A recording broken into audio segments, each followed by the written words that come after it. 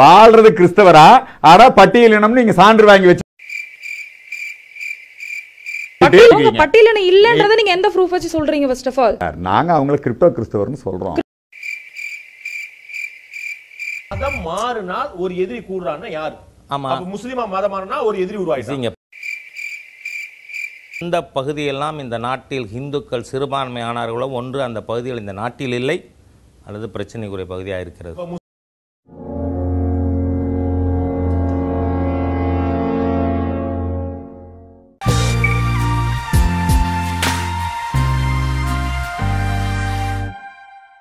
புத்தக பித்தனுக்கு வருக.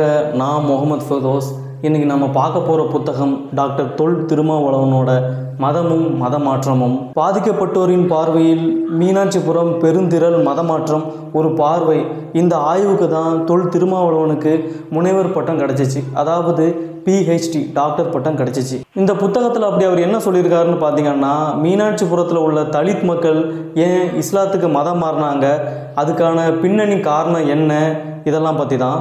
அம்பேத்கர் தலைமையில் 1956 அக்டோபர் 14 லட்சக்கணக்கான பேர் பௌத்த மதத்துக்கு மதம் மாறினாங்க. இது அகில இந்திய அளவில் அரசியல், பண்பாடு, சமூக தளங்களில் பெரிய அதிர்வலையை ஏற்படுத்துச்சு. அதுக்கப்புறமா 1981 பிப்ரவரி தமிழ்நாட்டில் உள்ள நெல்லை மாவட்டத்தில் மீனாட்சிபுரங்கிற கிராமத்தில் நடந்த மதமாற்றம் தான் பெரிய அதிர்வலையையும் ஈர்ப்பையும் ஏற்படுத்தியிருக்கு. இப்போது அம்பேத்கரோட நாக்பூர் மதமாற்றமாக இருந்தாலும் சரி, நெல்லை மாவட்டத்தில் உள்ள மீனாட்சிபுரம் மதமாற்றமாக இருந்தாலும் சரி, ஒருத்தர் ஒரு மதத்தில் இருந்து இன்னொரு மதத்துக்கு மதம் மாறினாங்கன்னா அதில் ஒரு பெரிய அரசியலும் சமூக காரணிகளும் இருக்க வாய்ப்பு ரொம்ப இருக்குது. ஏன்னா வெறும் பிரச்சாரம் மட்டுமே மதம் மாறுறதுக்கும் மதம் மாற்றத்துக்கும் காரணமாக இருக்க முடியாது. அப்படி அவங்க மதம் மாறினாங்கன்னா அவங்க நம்பிக்கை சார்ந்த அந்த நிகழ்வில் கலந்துக்கிறாங்க, இல்லைனா அந்த மதத்தில் உள்ள இழிவில் இருந்து அவங்க வெளியே வரதுக்காக மதம் மாறுறாங்க.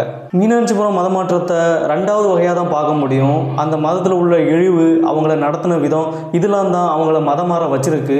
அம்பேத்கரே மதமாற்றத்தை பற்றி சொல்லும்போது என்ன சொல்கிறாருன்னா, எந்த மதத்தில் சமத்துவம் இருக்கிறதோ சகோதரத்துவம் இருக்கிறதோ அது தேவை அப்படின்னு. மீனாட்சிபுரம் மதமாற்றம் அகில இந்திய அளவில் பெரும் விவாதத்தை ஏற்படுத்துச்சு. அன்னைக்கு இருந்த நாடாளுமன்றத்திலேயே இதை பற்றியான பேச்சு அடிபட்டுச்சு.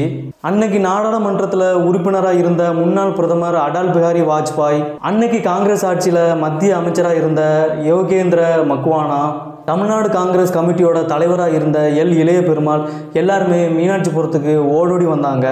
அப்போ தமிழ்நாட்டோட முதலமைச்சராக இருந்தவர் யாருன்னு பார்த்தீங்கன்னா MGR. இப்போ இந்த சம்பத்து ராஜா மாதிரி ஆட்கள்லாம் எடுத்துக்கிட்டோன்னா மதமாற்றம்னா அவங்க என்ன சொல்லுவாங்கன்னா, ஒன்று இஸ்லாத்துக்கு மாறினா அது அரேபியன் டாலர், அதுவே கிறிஸ்தவத்துக்கு மாறினா அது அமெரிக்கன் டாலர் அப்படின்னு. இப்படி சொல்கிறதே மதம் மாறினவங்க மேலே பரப்புகிற ஒரு அவதூறே ஆகும். இதை தான் அன்றைய காலகட்டத்தில் எல்லாரும் பரப்பிக்கிட்டு இருந்தாங்க.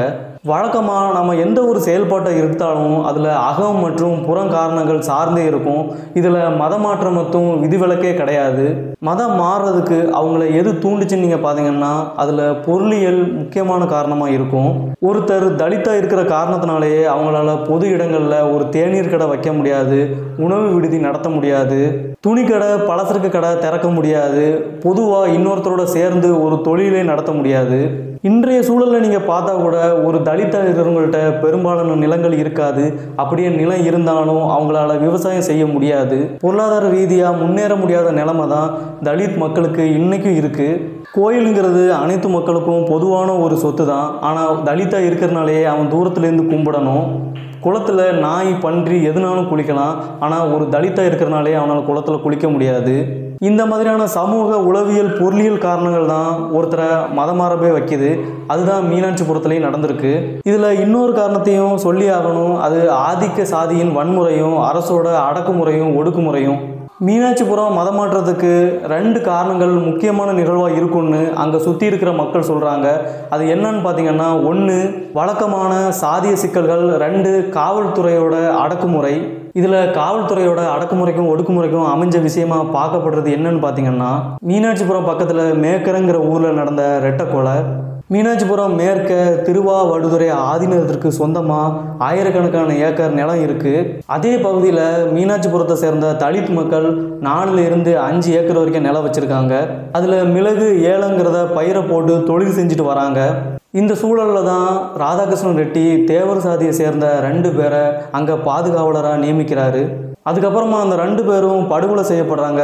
அந்த படுகொலையை விசாரிக்கிற காவல்துறையினர் தலித் மக்கள் யாரெல்லாம் காவல்துறையோட கையில் கிடைக்கிறாங்களோ அவங்களெல்லாம் பிடிச்சிட்டு போய் அடித்து கடுமையாக தாக்கி கொலையை ஒத்துக்குமாறு சொல்கிறாங்க. இந்த நேரத்தில் குற்றவாளியாக யாரும் கிடைக்காதனால அப்பாவியான ஒரு சில பேரை குற்றவாளியாக்கி வழக்கு பதிவு செய்யப்பட்டு அவங்கள சிறையிலையும் தள்ளுறாங்க. இந்த நிகழ்வும் அந்த மக்களை மதமாற்றத்துக்கு தூண்டி இருக்குன்னு சொல்லப்படுது. ஒரு பக்கம் சமூக இழிவு, இன்னொரு பக்கம் காவல்துறையோட அடக்குமுறை. எந்த சட்டம் தங்களை காப்பாற்றும் பாதுகாக்கும்னு நினச்சாங்களோ அதுவே நம்மளை தாக்குதேன்னு ஒரு கோபம். இதுக்கெல்லாம் ஒரே வழி மதம் மாறுறதுன்னு நினச்சிருக்காங்க. அதனால் இஸ்லாத்துக்கு மதம் மாறியிருக்காங்க. கிட்டத்தட்ட அங்கே இருந்த 223 குடும்பங்கள் மதம் மாறுறதா முடிவு செஞ்சு திருநெல்வேலி மாவட்டத்தில் உள்ள இஸ்லாமியர்கள்ட்டே ஆலோசனை கேட்டிருக்காங்க. அவங்களும் என்ன சொன்னாங்கன்னா, நீங்கள் மதம் மாறினா உங்களுக்கான சலுகை கிடைக்காது, நீங்கள் அதை யோசிச்சுக்கங்க அப்படின்னு சொல்லியிருக்காங்க. அதையெல்லாம் மீறி தான் அந்த மக்கள் மதம் மாறியிருக்காங்க. அன்னைக்கு இருந்த கலெக்டர் ஆறுமுகத்தின் அறிக்கையின்படி கிட்டத்தட்ட 1200 பேர் மதம் மாறி இருக்கிறதா சொல்லப்படுது. பாதிக்கப்பட்டவங்க என்ன சொல்கிறாங்கன்னா, எங்கே போனாலும் எங்களுக்கு மரியாதை கிடையாது, சம அந்தஸ்து கிடையாது, ரெட்டை கோவலை முறை தான். செங்கோட்டை சந்தைக்கு போனால் போன இடத்துல அடி, திருமலை கோயிலுக்கு போனால் அங்கேயும் பிரச்சனை, சரின்னு போலீஸ்கிட்ட மனு கொடுக்க போனால் போலீஸும் அடிக்கிறாங்க. இப்படிப்பட்ட கொடுமைகள்லாம் இருக்கும்போது தான் வழி என்னன்னு தேடி பெரிய பெரிய ஆளுகிட்ட பேசணும். கடைசியாக தான் இந்த முடிவை எடுத்தோன்னு சொல்கிறாங்க. உங்களுக்கு மீனாட்சிபுரம் மதமாற்றத்தை பற்றி மேலும் விரிவாக தெரியணும்னா இந்த மதமும் மதமாற்றமும் தொல் திருமாவளவன் புத்தகத்தை வாங்கி வாசிங்க. உங்களுக்கு ஒரு தெளிவு கிடைக்கும். உங்களிடமிருந்து விடைபெறுகிறேன். நன்றி. சரி அதுக்கு முன்னாடி நம்ம சேனலை மறக்காமல் லைக் பண்ணுங்கள், கமெண்ட் பண்ணுங்கள், ஷேர் பண்ணுங்கள், சப்ஸ்கிரைப் பண்ணுங்கள். மறக்காமல் அந்த பெல் பட்டனையும் அமைக்கிறேங்க. தேங்க்யூ.